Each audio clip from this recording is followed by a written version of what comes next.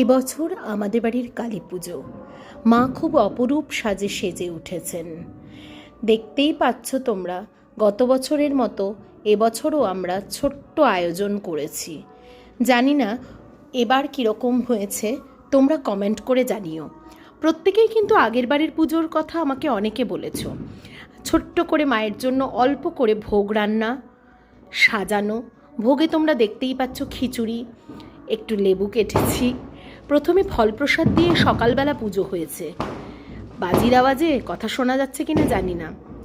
এরপর বিকেলবেলা খুব সুন্দর করে মন্দির সাজিয়ে ভোগ নিবেদন করে আয়োজন ফুল দিয়ে যতটুকুনি আয়োজন করার, নৈবেদ্য সাজিয়ে ঠাকুরমশাইয়ের জন্য রেডি করা হয়েছে, তৈরি করা হয়েছে। অনেকে এসছিলেন অঞ্জলি দেওয়ার জন্য।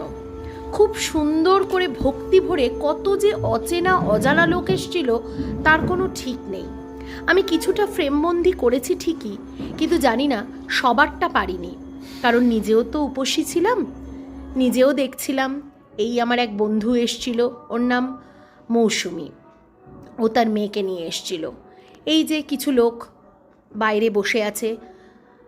তারপরে আমরা এই আলোর ছটা আমরা যে বুকের মধ্যে নিই, মা সবাইকে তুমি ভালো রেখো, এবং এই তোমার এই আলোর ছটায় যেন সমস্ত আমাদের অন্ধকার, আমাদের কষ্ট সব যেন বুক থেকে, প্রাণ থেকে সব যেন মুছে যায়।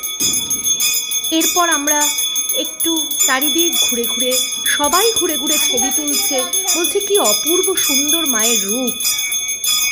আমার বান্ধবীর সাথে কিছুটা মুহূর্ত ফ্রেমবন্দি করলাম, এবং ওকেও কিছুক্ষণের জন্য ও এত ভক্তি ভরে মায়ের সঙ্গে আলাপচারিতা করছিল, দেখেও ভালো লাগলো। আলোটা কিছুটা ওর ছেলে ফ্রান্সে থাকে, সেখানেও পাঠালাম ভিডিও কলের মাধ্যমে। ওর মেয়ের সাথে আমার ছেলে বেশ কিছুক্ষণ খুনসুটি করলো, সেটাও দেখে ভালো লাগলো। ও খুব আমার প্রিয়। কিছুক্ষণ এভাবে চলার পরে সারাদিন বেশ উপসী, চারিদিকে পুজো হয়ে যাওয়ার পরে সবাইকে ভোগ বিতরণ করলাম। এটি আমার ভীষণ একটা আনন্দের কাজ, যে ভোগ সবাইকে যাতে আমরা দিতে পারি, সে একটু ফলকুচি হোক, মিষ্টি হোক, বা খিচুড়ি ভোগের প্রসাদই হোক। এই কাজটা করতে আমার ভীষণ ভাল লাগে। আমাদের যে বড় বেলগাছটা আছে, এই বেলগাছতলায় আমার মা প্রদীপ জ্বালিয়ে রাখে। আজকে জ্বালিয়েছিলাম একটা বড় মোমবাতি। কিছুক্ষণ কেটে যাওয়ার পর সবাই ক্লান্ত শরীরে